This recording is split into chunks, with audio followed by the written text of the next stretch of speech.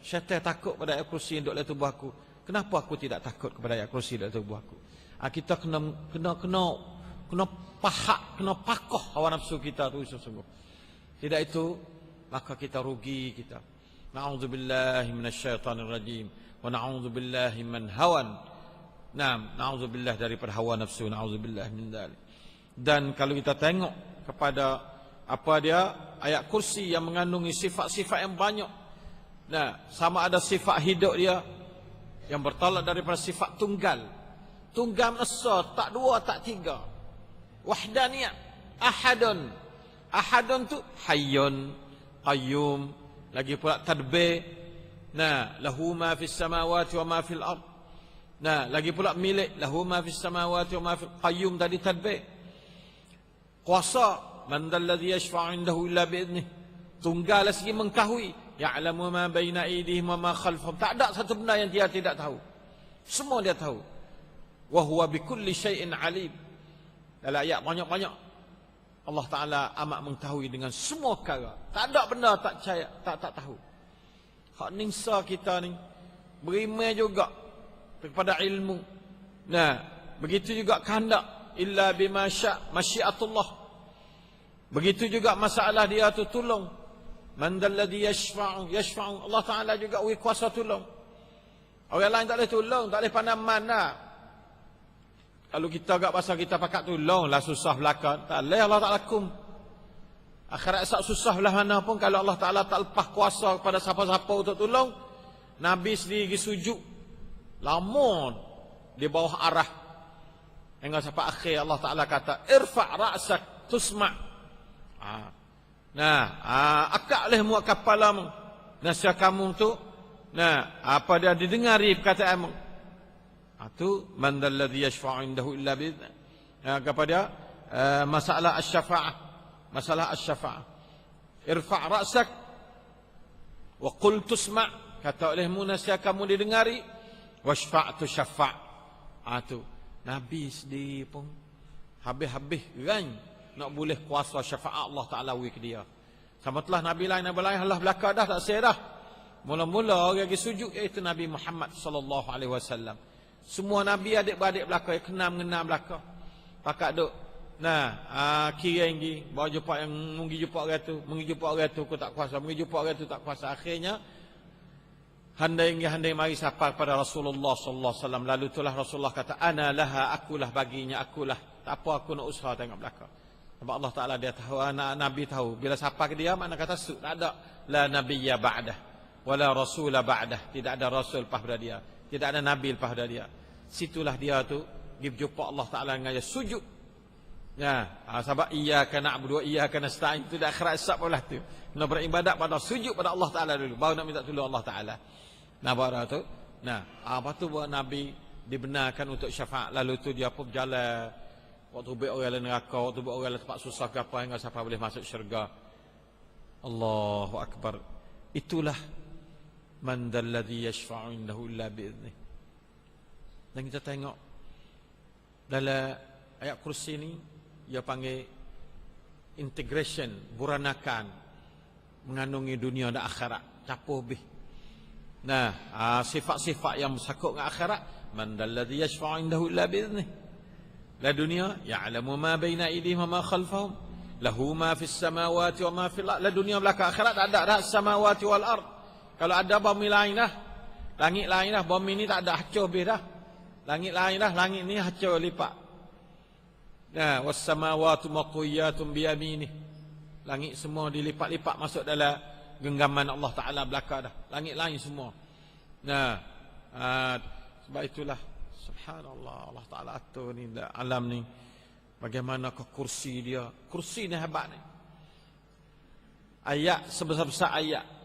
Tak ada ayat kata ayat arah tak sebesar-besar ayat. Padahal kalau kita nak kata ayat ada arah lah. Ar-Rahman ala asyistawa lah. Kita kata azamul ayat. Tak. Ayat kursi sebesar. Sebab kursi ni merupakan takluk. Kuasa takluk. Wasi'a kursi. Tak ada kata wasi'a arsyuhu. Tak ada. Wasi'a kursiyuhus samawati wal ard. Memberi arti takluk. Jadi kita berasa kata tertakluk bila kita baca ayat ni. Pasal kata kita tak ada perkara. wala yuhituna bi syai'in min ilmihi illa bima syaa. Kalau kita nak tahu pun Allah Taala royak. Hak kata kita nak buat tahu tak terkalu, tak kuasa nak kita tahu.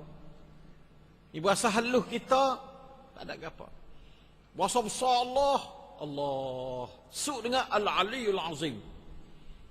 Sifat yang besar. Kibriya.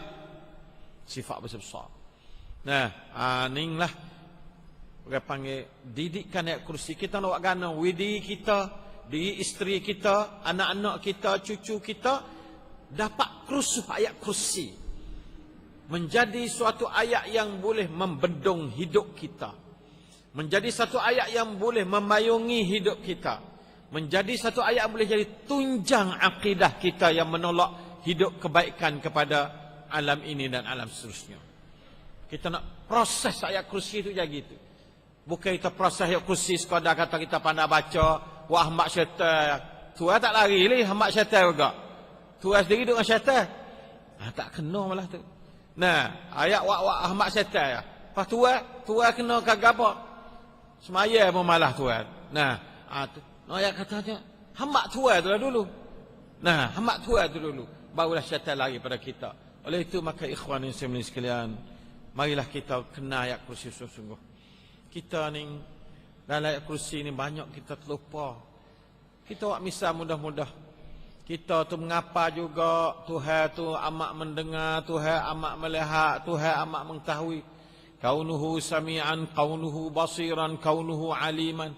Bersifat dengan as-sam', bersifat dengan al-basar, bersifat dengan ilmu. Siapa pria right, uyuk, tak ada berasa sikit buk atau Tuhan duk tengok. Kita buat kerja wasa tak tahu Tuhan duk tengok. Tak. Ngapanya kira boleh ingat sifat 20, sifat 40. Tapi buah pria lari perak tak tahu apa. Siapa tak ada berasa sikit abuk atau Tuhan duk tengok. Orang berasa kata Tuhan duk tengok, ya tak berani nak buat jahat. Jangan ke Tuhan yang maha besar Al-Aliyul Azim. Orang gila tengok kita tak berani dah nak buat jahat. Hak gila tak pakai apa tak nak ipa kita tak gamot dah. Budak halus tengok kita tak gamot nak buat jahat budak halus. Kita gamot nak buat jahat bila? Kau tak ada orang. Kau tu kita buat jahat. Kalau budak halus tengok seorang tak serah. Tapi Tuhan tengok kita tergamuk buat jahat. Ya atau kita tidak beriman pada sifat ilmu Tuhan, kita tak beriman. Kaunuhu aliman kita tak beriman. Kaunuhu sami'an kita tak beriman. Kaunuhu basiran kita tidak beriman. Ngajar saja. Ngapa saja? Boleh ngapa. Nah, sebab dia kecek tak ada khabar Tuhan duk tengok dia pun. Tak ada khabar Tuhan duk dengar dia. Siapa dia buat kerja tak ada khabar Tuhan duk tengok ke dia, tak khabar. Kesedaran itulah payah. Tauhid amali itulah payah. Tauhid ngapa tak payah. Tauhid ngaji tak payah. Tauhid nak amal berasa atau Tuhan wujud payah. Wujud kita, wujud tu, wujud mana dua kau lain. Kalau Tuhan ada, kita tak buat benda jahat. Kalau Tuhan ada sungguh. Tuhan tak ada. Sebab tu kita berani buat benda jahat. Sebab pegangnya kita atau Tuhan tak ada. Tuhan tak nampak. Sifat mustahil saja duduk dalam hati kita. Tuhan tak dengar. Tuhan tak tahu. Mustahil tak tu? Mustahil. Tapi kita duk pakai sifat mustahil saja. Sifat wajib kita tak akal. Kenapa sifat wajib? Bahawa beramal dengan sifat mustahil. Kenapa tak kita kata gitu? Kalau nak kata gitu boleh kita tanya Tok Guru tengok. Sungguh kedak kita duduklah tu. Nah, ngapa ngaji sifat wajib. Bahawa beramal sifat mustahil, sifat mustahil. Tuhan tak nampak, Tuhan tak dengar, Tuhan tak tengok, Tuhan tak tahu. Mari belakang. Saleh jangan kira lagi. Tak khabar apa dah lah. Nah, sifat mustahil kung dia ni.